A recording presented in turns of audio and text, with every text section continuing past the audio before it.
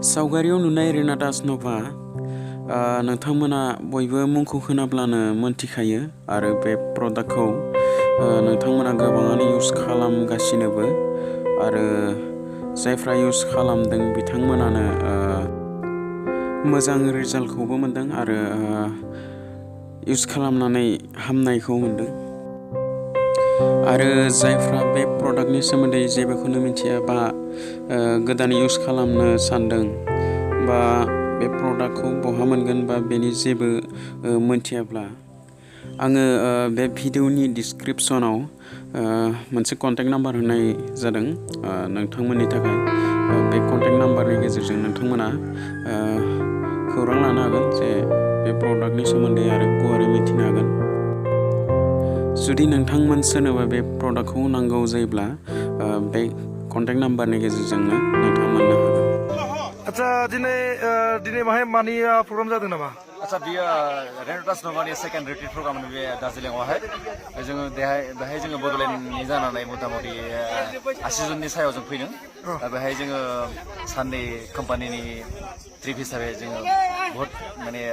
Enjoyment खालामबाय enjoyment खालामनायजों लोगोसे जोङो रेनाटासखौ रेनाटासनि सोमोन्दै जों बहुत मिथिनो मोनबाय कम्पानिनि डाइरेक्टरमोन फैदोंमोन दायो जोङो खालि माने जोंनाव बड'लेण्डल' नङा अल अभार इन्डियाआव जों फोसाबना होनानै जोङो थांखि लाबाय मानो होनबा बियो वेलनेसनि सायाव जोंनि रेनाटास नभाया अनेक मोजां खामानि होगासिनो अनेक मानसिया बेनिफ्राय राहा मोनगासिनो अनेक बेमारा हामगासिनो स' वी आर भेरि थेंक जोङो बेखौ मोननो हादों जोङो एज ए फुड साप्लिमेन्ट बाट जों नट अनलि फुड साप्लिमेन्ट जों बहुत माखासे बेमारखौबो जों बेनिफ्राय फोथांनो हादों स' आसा खालामो बयबो बेखौ बयनावबो जोङो बेखौ लांनो हागोन बयनिसिम जों बेखौ लांनो हागोन स' जोङो लासैनो फारि जोङो माखासे प्रग्राम खुंनायजों गेजेरजों जोङो बे बुस्थुखौ जोङो अल आसाम नङा अल अभार इन्डियाआव जोङो बेखौ फोसाबनो थाखाय आखा लादों स' थेंक इउ रेनाटास गोजोननाय थाबाय सारनिसिम ओरैनो साराथ' दा बड'लेण्डआव टप जानानै दं नङा होमबा टप सिनियर जानानै जेनेबा आइडि खुलिनाय दा बे खेत्रआवहाय नोंथाङा जे रेनाटास वेलनेसआवहाय खामानि मावगासिनो दं बेसे बोसोर जाखो दिनै बोसोरसे बारनानै 1.5 बोसोर आगान होबाय मथा-मथि जोबोर गोजोननाय मोन्दों नोंथांमोनखौ बयखौबो लानानै फैनो हानायखाय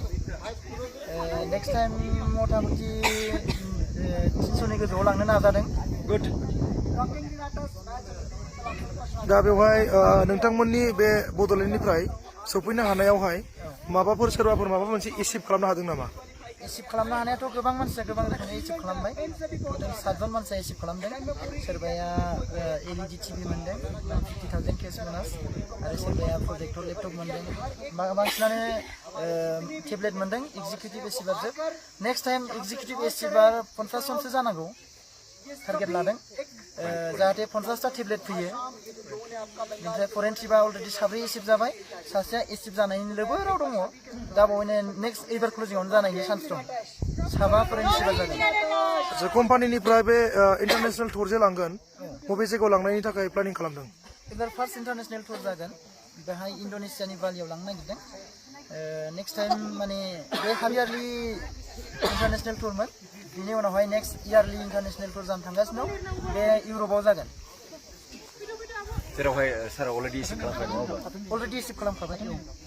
आच्छा नोंथाङा दा रेनाटासखौ जे बोसोरसे जाबाय बाहायनाया नङा होमबा दा बेवहाय नोंहा पाब्लिकफोरनि थाखाय बा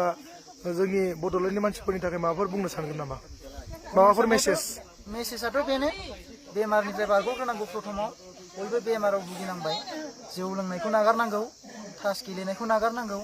जुवा गेलेनायखौ नागारनांगौ आरो मोनसे खोथाया जाहैबाय मा मोनसे मोजां मेसेज आं बेखौनो लुबैदों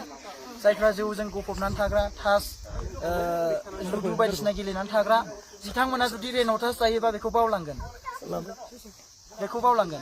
जायफोर रेनाटासखौ जागोन बेनो सासे गिदिर बिजनेसमेन जागोन जाय जानाय नङा बे बिनि भेलुखौबो बुजिनाय नङा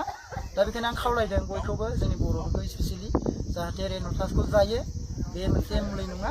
बे मोनसे आदार डाइटारि साप्लिमेन्ट बेखौ जायोबा जोंनि देहायाव थानाय जेसेबांनाखि बेमार दं बे हामगोन आरो जुदि बेमार गैयाबा बेमार आजारनिफ्राय बारग'गोन तो हमारे साथ विकास श्रीवास्तव सर मौजूद है तो मैं अनुरोध करता हूँ सर को कुछ रेनाटास के ऊपर में हमारे बडौलेण्ड के कुछ मैसेज अगर देना चाहो तो Thanks everybody for coming to such a beautiful program which has been conducted at Darjeeling. This is actually history in the making. We all are part of a history. This company is going to rock in the days to come. Because if something can be done in a short span of say 18 months, just imagine what could be done in coming 5 years to 10 years time. So I wish each and everyone all the very best in the days to come, in the weeks to come.